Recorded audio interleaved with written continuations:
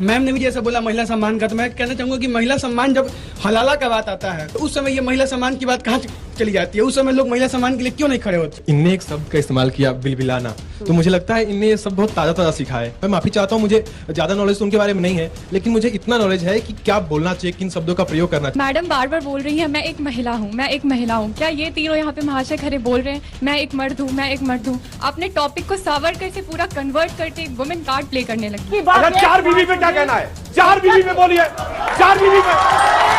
और विषय पे छोड़िए, विषय पे। आप 4 बीवी पे बोल रहे हैं, बलात्कारियों पर क्या कहना है? 4 बीवी की बात करने वाले बलात्कारियों पे बोले। हलाला क्या है? बलात्कार नारी के सम्मान। सुधांशु जी इसका जवाब दीजिए। सुधांशु जी जवाब। जिसको बलात्कार करके गिरजा टिक्कू को काट दिया जा रहा है, तब आपके मुंह से कुछ नहीं निकला। आज आके यहाँ भाषण देने की बात। चलिए शुरू करते हैं। 1970 में भारत सरकार ने सावरकर की याद में कमेमोरेटिव स्टैंप जारी किया। क्या याद दिलाने की जरूरत है कि उस समय कौन प्राइम मिनिस्टर था और किसकी सरकार थी? हमें कभी कभी अपनी तुच्छ राजनीति से उन लोगों को बाहर रहना चाहिए, उनको पीसफुली छोड़ देना चाहिए जिन्होंने देश की स्वतंत्रता के लिए योगदान दिया है। इस कमरे में या ऐसे कौन लोग आपके जानने वाले हैं किसी माँ के 3 बेटे हों, विनायक सावरकर, गोपाल सावरकर, नारायण सावरकर, और तीनों भाई अंडमान जेल में हो? काहे के लिए? चोरी डकैती के लिए जेल गए थे? क्या पॉकेटमारी की जेल गए थे? सही पकड़े हैं। मैं आपसे पूछना चाहती हूँ और मैं इन लोगों से पूछना चाहती हूँ, भाजपा से पूछना चाहती हूँ। प्रधानमंत्री ने एक बहुत अच्छी बात कही। प्रधानमंत्री ने इस बार 75 साल आजादी के मनाते हुए कहा कि एक विकृति आ गई है हमारे अंदर, हम महिलाओं के लिए बड़े गंदे शब्दों का प्रयोग करने लगा है, ऐसा नहीं होना चाहिए।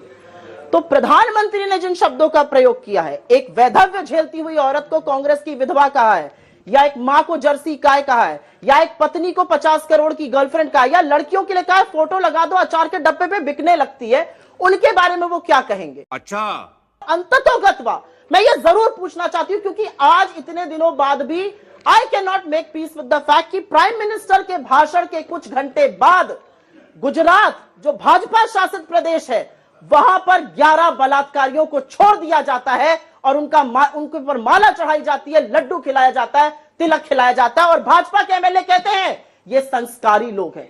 क्या कर रहे हैं हम इस देश में? जवाब दीजिए इसका सुधांशु जी, उसके बाद आगे बढ़ेंगे। और उस पर भी कि इतिहास में वो कह रहे हैं नेहरू के साथ आप नाइंसाफी कर रहे हैं, जो उनका योगदान है उसको कैसे आप मिटा देंगे? प्यारे बच्चों, जो कुछ करना था कर लो, अब्बू आ रहे हैं। पहले एक लाइन में इनकी बाद वाली बात का जवाब देके पहले बताता हूँ। नैना साहनी को तंदूर में जलाने से लेके मंदिर छोड़ने जाने, बता रहा हूँ हमेशा इतिहास आप बताइए। ये इतिहास नहीं तो 12 साल पुरानी बात है भाई। सुप्रिया जी जवाब सुनिए।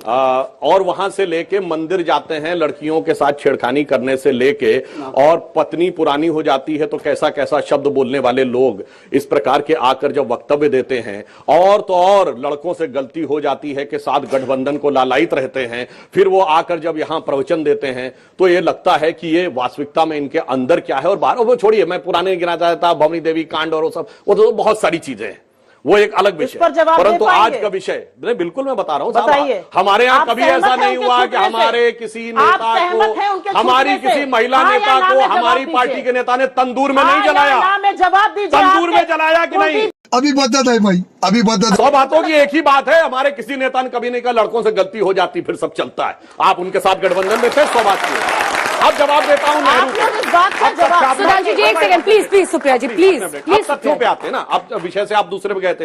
अब देश का विभाजन के लिए 11 बलात्कारियों को छोड़ना ठीक था या नहीं था? हाँ या ना में जवाब दीजिए ना। आप तो बलात्कारियों को जस्टिफाई करना नहीं ठीक था, बस 100 बातों की बात हो गई, बाकी तो उनको बात को लेकर कोर्ट निर्णय देता कि नहीं ठीक था। 100 बातों की बात। ये क्यों नहीं बोल पा रहे हाँ या ना? सुधांशु नैतिकता है, मैं जानना चाहती हूँ। मैं महिला हूँ, जब मुद्दे पे बहस करने की क्षमता नहीं होती तो ऐसे ही गोल पोस्ट चेंज किए जाते हैं। आपको ऐसा लगता है? आज के विषय पे बात करिए, बिल्कुल उस पर बात करेंगे। आप लोगों को बहुत देर आपकी बात का जवाब दे लिया, मुद्दे पे बात करिए जिसपे आज टॉपिक पे बात हो रही है। पानी पीजिए, आप ताली बजा रहे हैं। बिल्किस बानो के 11 बलात्कारियों को छोड़ा गया। अंजना जी, हम लोग आए थे सावरकर पर बात करने और घूम फिर के सुई वहीं पहुंच जाती है। एक मिनट सुनिए, बड़ी समस्या है। जिस विषय पर बहस हो रही है उस पर बहस करना चाहती हूँ। ये इस देश के लिए सेंसिटिव इशू है। आपको हमने सवाल पूछने दिया, नहीं पूछने दिया? एक जवाब पूछा नहीं पा रहे हैं। अब मैं जवाब देता हूँ, एक बात सुनिए। तो ठीक है, जनता तय करेगी कि वो जवाब नहीं दे रहे हैं, वो जनता तय करेगी कि जवाब नहीं दे रहे। इनके साथ तो इमराना का फतवा याद है, इमराना के साथ उसके ससुर ने बलात्कार किया, उसके क्या फतवा जारी हो गया कि वो अपने ससुर की पत्नी यानी पति की मां हो गई, और उसके बाद ये लोग चुप रहे।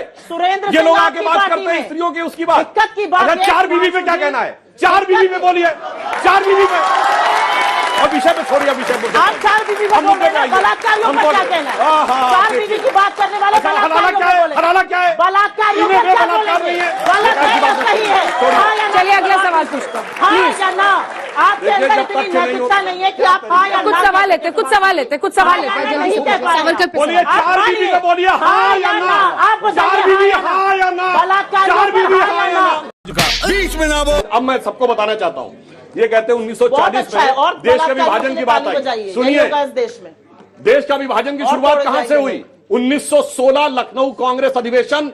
मुस्लिम लीग और कांग्रेस में लिखित समझौता होता है कि देश के कुछ इलाके होंगे जहां से सिर्फ मुस्लिम ही चुन के जाएगा, और वही इलाके बाद में जाकर पाकिस्तान बने 1947 में। 1916 के बाद जब जिन्ना की हिम्मत और बढ़ी तो उसने कहा कि मैं महात्मा गांधी को महात्मा नहीं बोलूंगा, चूंकि यह हिंदू उपाधि है। इसलिए आप याद करिए, आपने हर फिल्म में देखा होगा तो वो गांधी जी को कभी महात्मा गांधी या बापू नहीं बोलता, हमेशा मिस्टर गांधी बोलता है। उसके बाद उसकी हिम्मत और बढ़ी। 1925 में उसने कहा कि अब मैं वंदे मातरम नहीं बोलूंगा, चूंकि हिंदू प्रेयर नजर आती। आरएसएस 1925 से बना और 1916 में विभाजन की नींव आपके लिखित समझौते से बनी। 1937 में सावरकर ने 2 राष्ट्रों के सिद्धांत की बात की। बीच में मत बोलिए सुप्रिया जी, बीच में ना बोल। प्लीज। आपके बीच में किसी ने नहीं बोला, आपके बीच में किसी ने नहीं बोला। पूरी बहस प्लीज पूरा कर ले दीजिए। नेहरू स्वतंत्र भारत के प्रथम प्रधानमंत्री थे, यह तथ्य गलत है।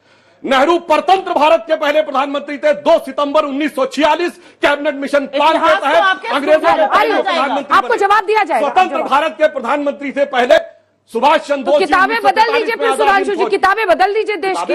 हम लोगों ने क्या पढ़ा है? मैं गलत बोल रहा हूं क्या? 2 सितंबर 1946 को कैबिनेट मिशन प्लान के तहत किताबों में क्या लिखा है? बच्चों को फिर क्यों गलत पढ़ा तो है? अगर किताब में झूठ पढ़ाया गया है तो बताएं सर आप। ये बात कोई भी जाके चेक कर सकता है। सुप्रिया जी आप जवाब दे दीजिए इसका। उसके अरे भाई आप इतने फैक्ट को डिनाई करेंगी? कैबिनेट मिशन की सरकार 1946 में बन गई थी और इतना ही नहीं।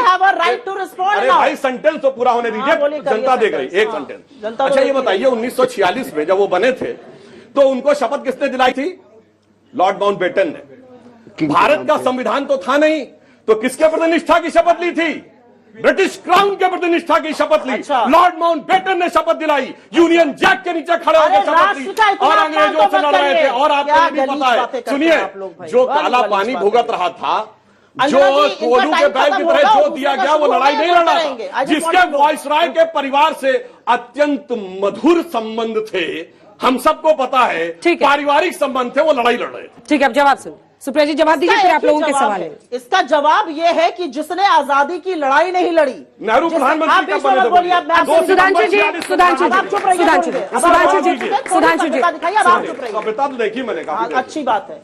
आप हाँ या ना नहीं बोल पा रहे। बलात्कारियों को रिहा करने पर आप मुझसे महिला सम्मान की बात मत करिए। अरे 4 बीवी पे आप अभी भी, आप चुप रहिए। आप अभी भी गोडसे के हत्याओं के साथ खड़े रहते हैं। आज अभी भी जब गांधी के हत्यारों के साथ, गोडसे के उपासकों के साथ खड़े रहते हैं। कौन है ये लोग? कहां से आते हैं?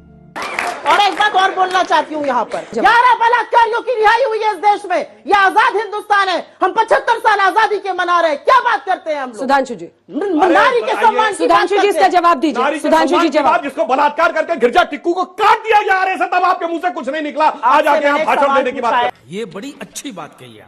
हमारे फ्रीडम फाइटर्स के कलेक्टिव स्ट्रगल की वजह से आज हमने आज़ादी पाई है, चाहे वो वीर सावरकर जी हों, भगत सिंह जी हों या गांधी जी हों। तो क्या, मेरा सवाल आप सबसे है, क्या उनके कंट्रीब्यूशन और एफर्ट को कंपेयर करना एक दूसरे के साथ, फ्रीडम फाइटर्स दूसरे फ्रीडम फाइटर्स के साथ, सही है? ठीक है, तो 2-3 सवाल। ओके, सो इनने एक शब्द का इस्तेमाल किया, बिलबिलाना, तो मुझे लगता है इनने ये सब बहुत ताजा ताजा सीखा है, क्योंकि जो ईडी कर रही है उसके बाद जो रिएक्शन आ रहा है उसे बिलबिलाना कह सकते हैं। जिस शब्द का आपने प्रयोग किया वीर सावरकर के लिए, मैं माफी चाहता हूं, मुझे ज्यादा नॉलेज तो उनके बारे में नहीं है, लेकिन मुझे इतना नॉलेज है कि क्या बोलना चाहिए, किन शब्दों का प्रयोग करना चाहिए। और उसके बाद मैं इन मैम का एक जवाब देना चाहूंगा। अभी 2 नाम काउंट कराए रेपिस्टों का। एक पीपी बाबू नाम आप काउंट करा दी होती, जो कांग्रेस के हैं, वाइस प्रेसिडेंट रहे केरला में, तो मैं उनको ना डिफेंड कर रहा हूं ना आपको सपोर्ट कर रहा हूं, बट एक ये नाम ऐड कर दी होती। जब आप भागने वालों में ऐड कर रहे हैं नाम माल्या, जो भी नीरव मोदी या जो भी, तो उसमें ये भी तो बताइए कि माल्या हमारे सांसद थे। कलेक्टिव बातें कीजिए तो बेहतर होगा। ठीक है। नमस्कार, मेरा सवाल मैडम से है कि मैडम बार बार बोल रही हैं मैं एक महिला हूँ, मैं एक महिला हूँ। क्या ये तीनों यहाँ पे महाशय खड़े बोल रहे हैं मैं एक मर्द हूँ, मैं एक मर्द हूँ? आपने टॉपिक को सावरकर से पूरा कन्वर्ट करके एक वुमेन कार्ड प्ले करने लगी। गजब बेइज्जती। मेरा इस पे सर पहला मेरा ये आप सबसे ये कहना है कि हम इतिहास पे बात करें तो इतिहास के नजरिए से बात करें, पॉलिटिकल वे से बात ना करें। और सर पहली चीज, जब हम भारत के इतिहास को पढ़ते हैं तो हम ये देखते हैं कि जो भारत का सुदृढ़ इतिहास लिखा है वो विंसेंट ऑथर स्मिथ ने लिखा है, एक भारतीय ने नहीं लिखा। तो सेकंड थिंग सर कि जब हम सावरकर जी को पढ़ते हैं, सावरकर जी को पढ़ते हैं तो कहीं ना कहीं उनका सिद्धांत एक हिंदू राष्ट्र की तरफ देखने को मिलता है। इस चीज को आप मानते हैं? कहीं भी आप भी नेट उठा लीजिए। और सेकंड थिंग सर, आज जब आप स्वतंत्रता पहले की भारत की बात करें, सवाल है कोई? हाँ मैम, सवाल है ना मैम। प्रधानमंत्री नरेंद्र मोदी आज स्वतंत्र भारत के प्रधानमंत्री, और कॉन्स्टिट्यूशन का आर्टिकल 80 ये अनुमति नहीं देता कि कोई भी व्यक्ति कोई उपाधि ना ले सके। तो हम वीर सावरकर को वीर वर्तमान परिप्रेक्ष्य में नहीं कह सकते क्योंकि आप इतिहास की बात करें। तो कहीं ना कहीं सर आप इस चीज को डिफेम मत कीजिए। Thank you sir. नमस्कार, मेरा सवाल हिस्टोरियन साहब से। आप जैसा कि हिस्टोरियन है, आपने कहा स्ट्रेटेजी थी वीर सावरकर की कि वो जेल से बाहर आने के बाद अपना स्ट्रगल कंटिन्यू करेंगे। तो उन्होंने ऐसा कौन सा फ्रीडम मूवमेंट है या फिर ऐसा कौन सा अनशन है जिसको उन्होंने मार्गदर्शक किया हो, या आप बता दें आप हिस्टोरियन के रूप में। महिला सम्मान का हम बात करते हैं और मैम ने भी जैसे बोला महिला सम्मान का, तो मैं कहना चाहूंगा कि महिला सम्मान जब हलाला का बात आता है, जब एक खास समाज के लोगों द्वारा महिलाओं को उपभोग की वस्तु की तरह समझा जाता है, तो उस समय ये महिला सम्मान की बात कहाँ चली जाती है? उस समय लोग महिला सम्मान के लिए क्यों नहीं खड़े होते?